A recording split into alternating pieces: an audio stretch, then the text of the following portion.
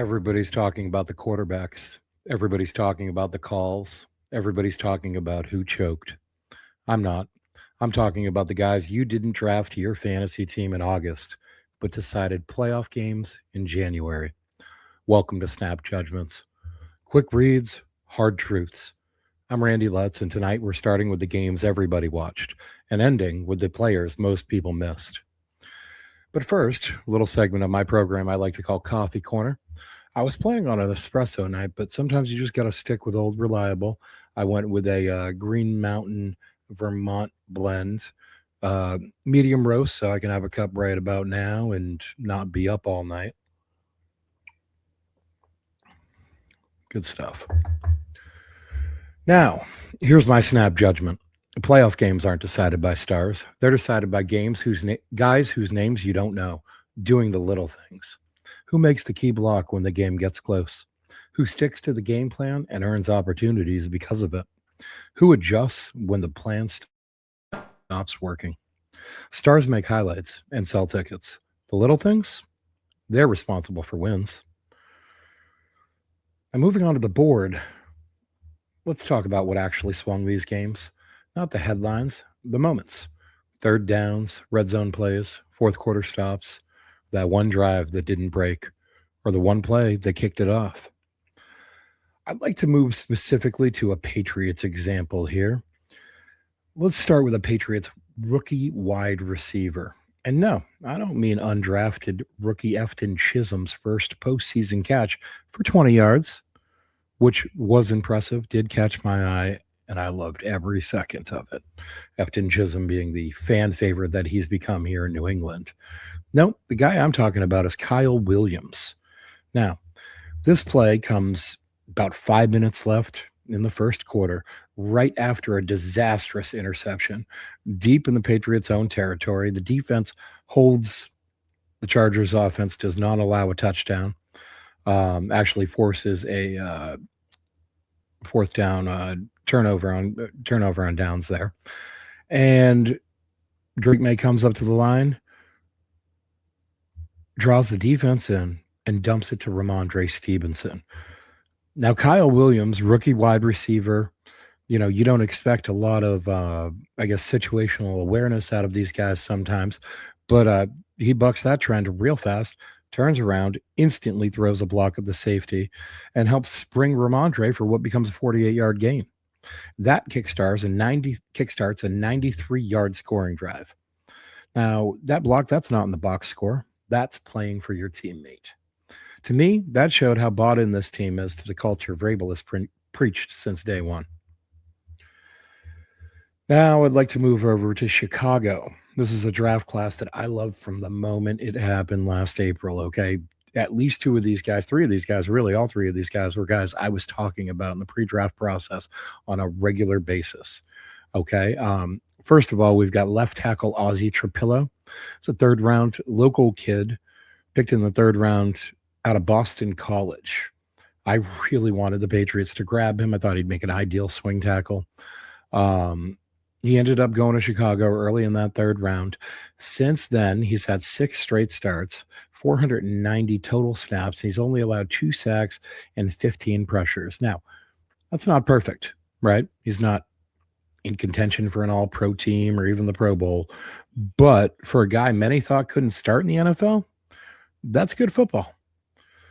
Moving on to his teammate, Kyle Monangai. This is a guy I talked about a lot in the pre-draft process. And I'll tell you right now, what caught my attention about him was the fact that this man has not fumbled since before high school. He did not fumble in high school. He did not fumble in college. And I'd have to check, but thus far, I don't believe he's fumbled in the NFL either. 169 carries, 783 yards, and 5 touchdowns with 0 fumbles. Now, he did not have the flashy stats in this game, okay? But he went out there, he carried the ball, he blocked when he needed to, and overall, he has been a value add for this Chicago Bears team that's relied heavily on the run game, and it's relied heavily on a bruising, wrecking ball of a running back like Kyle Monangai to go between those tackles, be reliable, and most importantly, don't make mistakes. He does not drop the football. He just doesn't.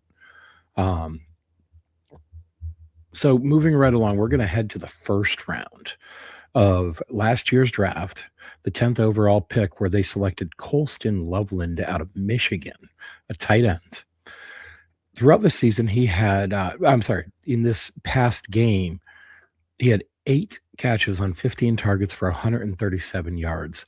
Now, the defense was playing him tight, but you see the volume of targets this guy gets. Caleb Williams dropped back and threw it 48 times. 15 of those, almost 1/3 of his pass attempts were at Colston Loveland.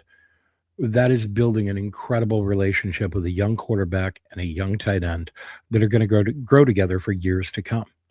Throughout this season, Colston Loveland caught for more than 700 yards, 713, I believe is the exact number, and 6 touchdowns. And he made such an impact down the stretch that there are some voters that put him in the Rookie of the Year conversations, despite the fact that those same people called him a reach on draft night. Okay, especially with Tyler Warren sitting right on the board. But you know what? Tyler Warren's team is sitting at home. Colston Loveland's team was just playing in the playoffs in his rookie year. Moving along to the other side. There's another side of this football thing, and that's called coaching, right? Coaching matters. Look here in New England at Zach Kerr. Patriots linebackers coach turned emergency play caller after Terrence Williams was sidelined with medical issues just before the season. There's a rookie play caller thrown into it just before the season kicked off. And after this game, Chargers players admitted they had no idea what New England was doing defensively. They weren't just confused, they were utterly lost. That doesn't happen by accident. Zach Kerr did an absolutely amazing job. Now, he's not going to be a coaching candidate in this cycle. It's still too young in his coaching career. But just looking forward to the upcoming offseason, I have no idea what's going on with Terrence Williams' health. But if things haven't turned around for him at some point in time, you've just got to say, listen, Zach Kerr is going to be the defensive coordinator for now.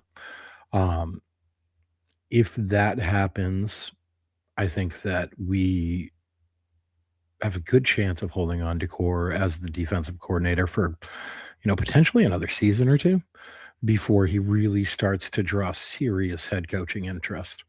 And we have to look at potentially, replacing him as well. He's done an amazing job this year, though. He's got the defense right about, mid to just above mid, like maybe top 10, 10-ish, 11th, something in that neighborhood. And considering the amount of injuries that they've suffered, I mean, we forget that Gonzalez sat out for the first 4 games of this year. Milton Williams sat out for the last 4 games. Robert Spillane, we were missing for a number of games towards the end of the season there. Carlton Davis, I would say, he's been available, which is great because he had a history of injuries, but he hasn't always been great. We were kind of hoping with him and Gonzalez, kind of like a 1A, 1B situation. It's been much more of a clear 1 and 2. So slightly disappointing, I would say, but Kerr has done an amazing job scheming things up and kind of dealing with the shortcomings of this roster, which is still not fully formed in the Vrabel vision, right? They turned over, I think opening day, the number was like 57% of the roster, 53% of the roster.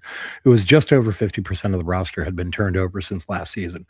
I expect this offseason for somewhere in the neighborhood of 35 to 40% of the roster again to be turned over as they really fully form this into Vrabel vision, if you will. Now it's time for my closing argument. And really, I'd just like to leave by saying that the playoffs, they don't reward reputation. They don't care where you were drafted. They don't care what contract you signed. They ask one question: who showed up when the game stopped being normal? This weekend, a lot of the answers were on rookie contracts. That's not luck. That's roster building. And the teams that understand that are usually the ones that you're still watching in January. This has been another episode of Snap Judgments. Thanks for listening. And don't forget to subscribe for more quick reads and hard truths. This is Randy signing off.